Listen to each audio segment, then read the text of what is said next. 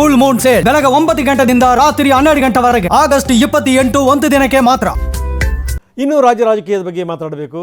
ಇನ್ನೇನು ಇಷ್ಟೊಂದೆಲ್ಲ ಹೋರಾಟ ಪ್ರತಿಭಟನೆ ಎಲ್ಲ ಆದಮೇಲೆ ನಾಗೇಂದ್ರ ರಾಜೀನಾಮೆ ಕೊಡಬೇಕು ಅನ್ನುವಂಥ ಇಂಗಿತ ವ್ಯಕ್ತಪಡಿಸಿದಾರಂತೆ.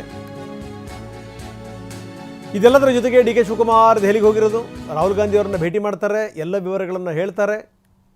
ಈ ಸಂದರ್ಭದಲ್ಲಿ ರಾಜ್ಯ ರಾಜಕಾರಣದ ಬಗ್ಗೆ ಚರ್ಚೆ ಸಹಜವಾಗಿ ಆಗುತ್ತೆ. ನಾಗೇಂದ್ರ ವಿಚಾರನೂ ಕೂಡ ಚರ್ಚೆಗೆ ಬರುತ್ತೆ.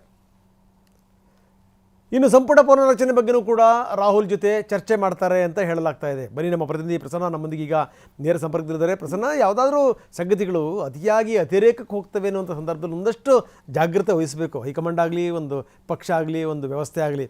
ಯಾಕಂದರೆ ತೀರಾ ಈ ಕಲಾಪಗಳೇ ನಡೀತಾ ಇಲ್ಲ ನಾಗೇಂದ್ರನ ವಿಚಾರಕ್ಕೆ ಸಂಬಂಧಪಟ್ಟಂಗೆ ಅಂತಂದರೆ ರಕ್ಷಣೆ ಮಾಡ್ಕೊಂಡು ಏನಾಗಬೇಕು? ಯಾಕಂದರೆ ಅವಧಿ ಕಡಿಮೆ ಇದೆ. ಇಂಥ ಸಂದರ್ಭದಲ್ಲಿ ಹೆಚ್ಚೆಚ್ಚು ಕೆಲಸ ಕಾರ್ಯಗಳಾಗಬೇಕು.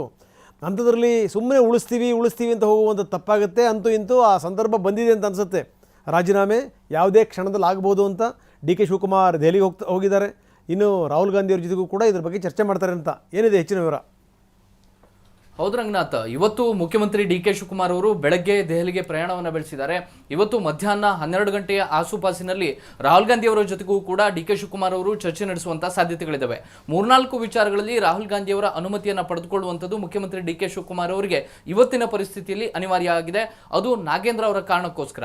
ನಾಗೇಂದ್ರ ಅವರ ರಾಜೀನಾಮೆಯ ವಿಚಾರದಲ್ಲಿ ಕಾಂಗ್ರೆಸ್ ಹೈಕಮಾಂಡ್ ನೇಮಕ ಮಾಡಿರುವಂತಹ ಒಂದು ಸಂಪುಟದಲ್ಲಿ ಅವ್ರನ್ನ ತಕ್ಷಣ ಕೇವಲ 23-24 ದಿನಕ್ಕೆ ಕೈ ಬಿಡಬೇಕು ಅಂದರೆ ಹೊರಗಿನ ಒತ್ತಡ ಮತ್ತು ಒಳಗಿನ ಒತ್ತಡಗಳು ಅಷ್ಟೇ ಪ್ರಮಾಣದಲ್ಲಿ ಕೆಲಸ ಮಾಡಿರಬೇಕು.